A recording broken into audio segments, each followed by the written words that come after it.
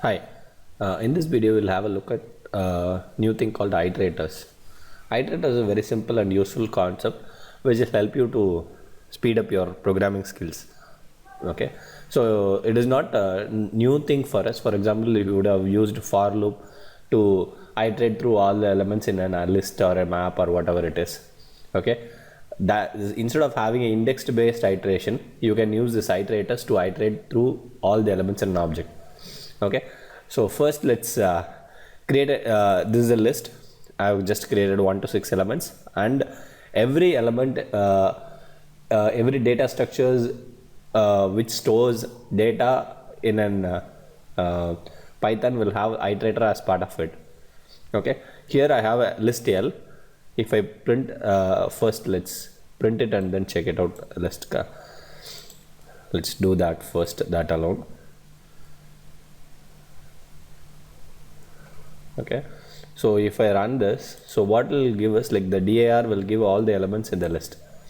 So it add different functions like add, contains, delete, like that. If you check it out, it has a function called itr.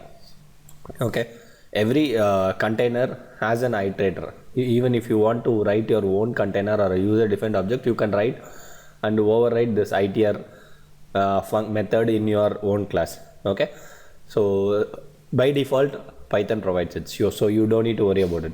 Now the next question is how to access it. Okay, that is also pretty simple. When you say itr, it gives you the iterator.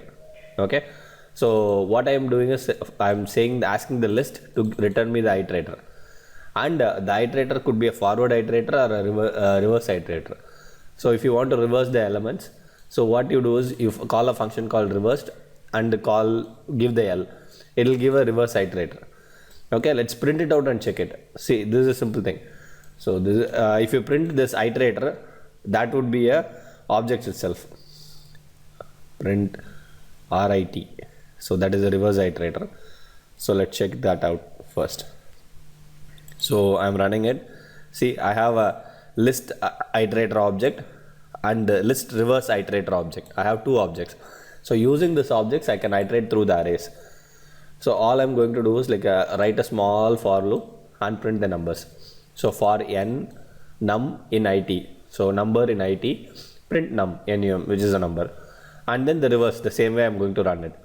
So if I do it, what I get is like for the forward iterator I get 1 to 6 in the proper way.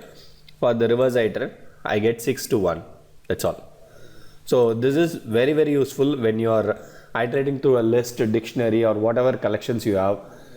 So during that scenario, it is very useful. Okay, so you don't need to worry about the indexes.